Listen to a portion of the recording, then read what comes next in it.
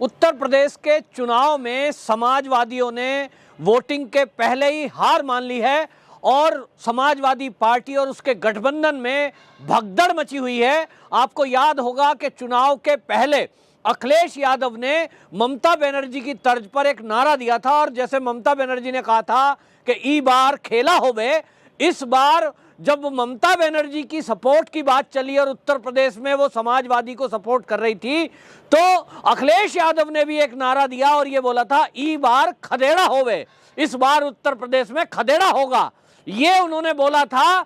लेकिन अब अखिलेश यादव अपने ही इस जुमले पर अब फिट बैठ रहे हैं और समाजवादी पार्टी और उसके गठबंधन में भगदड़ मची हुई है। उनको यह समझ नहीं आ रहा कौन सी सीट से चुनाव लड़ें, कौन सी सीट छोड़ें।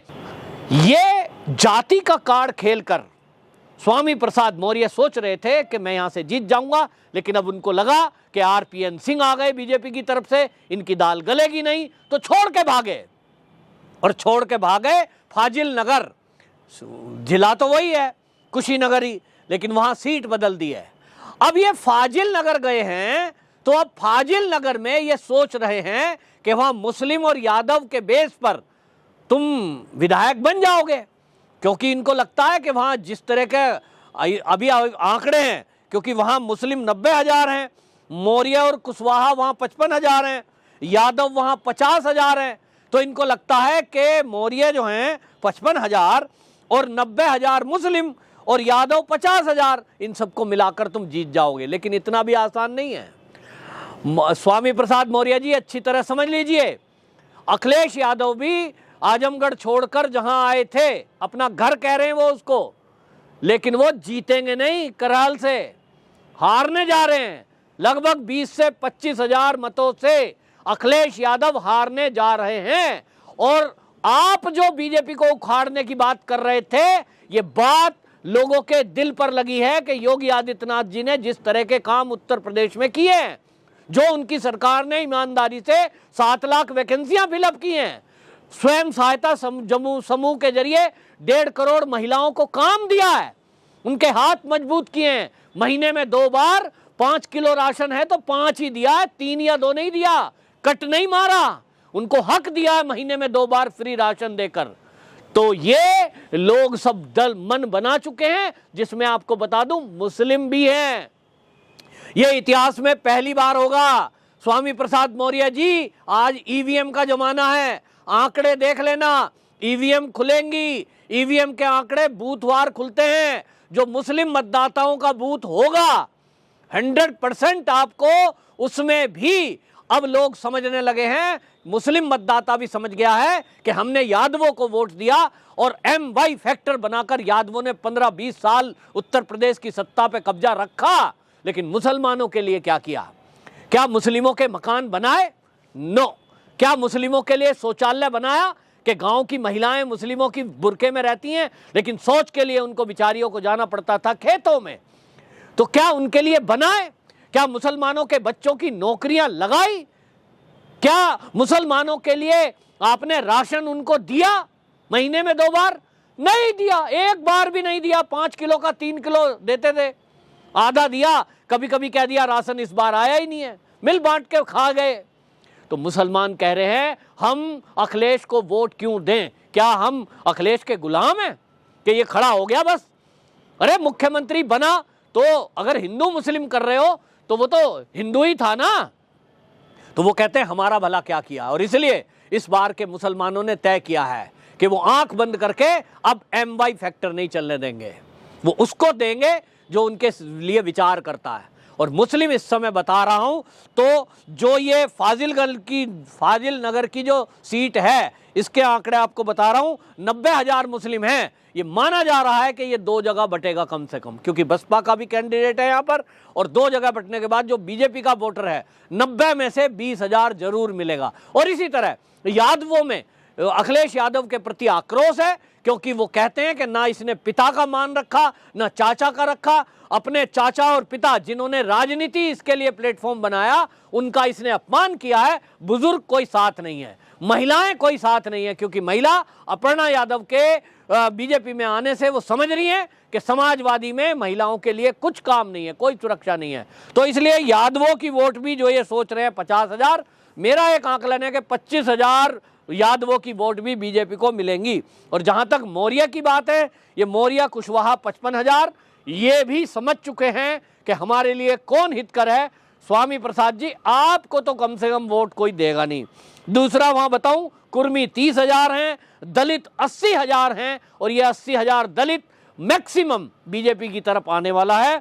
ब्राह्मण 30,000, वैश्य 30,000, और इस सारे आंकड़े को अगर आप मिलाएंगे तो यहां स्वामी प्रसाद मौर्य हारते हुए दिख रहे हैं। ये कहीं भी भाग लें, ये कहीं भी भगें, ये जो कह रहे हैं खदेड़ा होगा, ये खुद खदेड़े जा रहे हैं उत्तर प्रदेश की जनता के द्वारा, क्योंकि फर्क जनता को दिख रहा है। एक तरफ समाजवादी का लूट खसूट वाला और गुंडागर्दी वाला शासन, एक तरफ योगी आदित्यनाथ का जनता की सेवा करने वाला शासन। फर्क साफ दिख रहा है। जनता इनको खदेड़ देगी पूरी यूपी से। हमने देखा अखिलेश यादव भी जब अपनी सीट का चयन कर रहे थे तो उस समय जहां से वो सांसद है वहां से चुनाव नहीं लड़े और करहल सीट पे आ गए।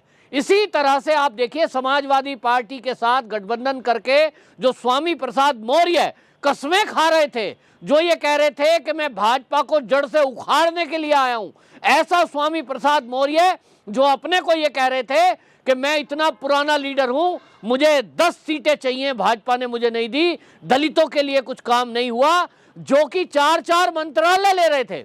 अब स्वामी प्रसाद मौर्य भी भगदड़ में हैं। जहां से 3 बार विधायक रहे कुशीनगर सीट से, और वहां कुशीनगर में पडरौना सीट है, 3 बार एमएलए रहे और वहीं से रहते हुए मंत्री हुए, और वहां से भाग रहे हैं। उनको समझ नहीं आ रहा, क्योंकि उनको पता है कि उनकी जो असलियत है वो जनता जान चुकी है। जनता के सामने खुलासा हो चुका है कि ये जो स्वामी प्रसाद मौर्य है ये स्वार्थी व्यक्ति है। स्वार्थ के कारण इसने बसपा छोड़ दी, स्वार्थ के कारण इसने भाजपा छोड़ दी, और स्वार्थ सिद्धि नहीं हुई तो ये समाजवादियों को भी छोड़ देगा। ये किसी का सगा नहीं है। और इसलिए उनको लग रहा है कि जिस जनता पर वो विश्वास जता रहे थे पडरौना सीट पर, जैसे ही भाजपा का प्रत्याशी घोषित हुआ उसके बाद इनको भगदड़ मच गई। इनको लगा कि क्या होगा, क्योंकि आपको बताएं ये आरपीएन सिंह जो कि वहां राजसी परिवार से आते हैं और कांग्रेस के सीनियर लीडर हैं, इन्होंने भाजपा ज्वाइन की और इन्होंने काम किए हैं। ये कह रहे थे यहां से तो मेरी पत्नी कोई भी खड़ा हो जाए, ये पडरौना सीट उनकी है। और जैसे ही बीजेपी की तरफ से आरपीएन सिंह घोषित हुए प्रत्याशी, ओके, स्वामी प्रसाद मौर्य को तो उसी दिन से बेचैनी हो गई। अब क्या होगा, अब क्या होगा, मेरी विधायकी कहीं से बचेगी कि नहीं।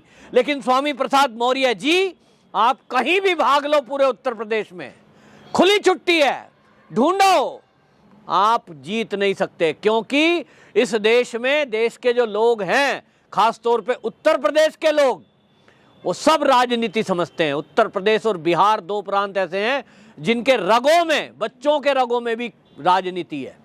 उनको मूर्ख नहीं बनाया जा सकता। और इसलिए आपको बताएं, जो इस तरह के दल बदलू हैं, जो इस तरह के दगाबाज हैं कि 4 मंत्रालय आपको बीजेपी ने दिया, इतना मान और सम्मान दिया, आप कहते हो बीजेपी ने दलितों का काम नहीं करा।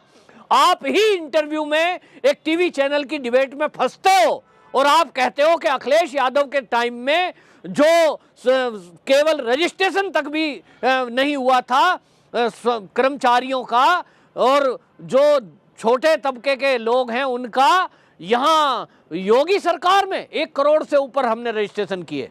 मतलब आप फंसे तो आप झूठ कब तक बोलोगे? आंकड़े हैं भाई। आप अखिलेश यादव के टाइम की बात करें, मायावती के टाइम की बात करें, कुल 90,000 नौकरियां दी गई थी।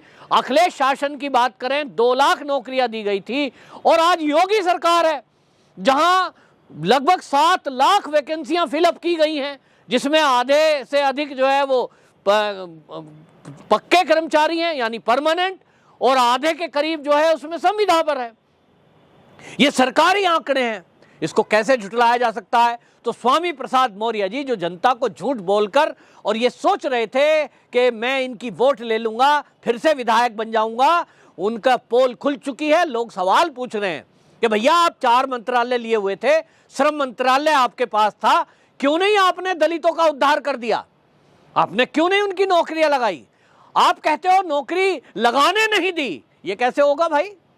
7 लाख वैकेंसियां फिल हुई हैं तो वो किसकी हुई हैं? और फिर बहुत सारी योजना योगी जी की तो लागू थी, स्वयं सहायता समूह है, उसमें तो कोई रिजर्वेशन, उसमें कोई टेस्ट, उसमें कोई रिटन टेस्ट ऐसा तो होता नहीं है। आप अपने समाज के महिलाओं को जोड़ते हैं उसमें। इसी तरह स्वयं रोजगार की बात थी, स्वयं रोजगार में जोड़ते, आप आत्मनिर्भर भारत के तहत जोड़ते, सरकारी मकान मिल रहे थे, शौचालय मिल रहे थे, दिए गए हैं बिना भेदभाव के, भाजपा सरकार में दिए हैं। लेकिन आपको असली बात यह है कि अब समाजवादी पार्टी का भी भविष्य दिख गया है। आप तैश में, स्वार्थ में, बेटे को सीट दिलाने के लिए, बेटे का टिकट दिलाने के लिए आप स्वार्थ में अंधे हो गए थे और इसलिए स्वामी प्रसाद जी आपने भाजपा का दिया हुआ मक्खन ठुकरा दिया। अब आप समाजवादी में आए हैं, अब आपको लग गया है सब घूम घाम के कि कहीं कोई समाजवादी के साथ नहीं है।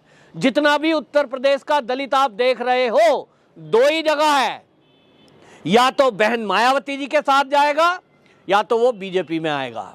और सारा सर्वेक्षण जो कहता है, मैं भी एक राजनीतिक विश्लेषक के तौर पे जो कहता हूं कि ज्यादातर दलित ये समझ चुके हैं कि बहन मायावती जी की सरकार तो आ नहीं रही। ऐसे में यदि अखिलेश की तरफ गए तो क्या होगा? वही होगा जो होता रहा है, अत्याचार, उनका शोषण, उनके हिस्से का राशन खा जाएंगे। समाजवादियों में तो यही हुआ है, कोई सुविधा नहीं मिलेगी, ना मकान मिलेंगे, ना शौचालय मिलेगा, ना उज्ज्वला मिलेगी, ना पैसे मिलेंगे, सब बंदर बांट हो जाएगी, ऑफिसर और नेता बांट खाएंगे।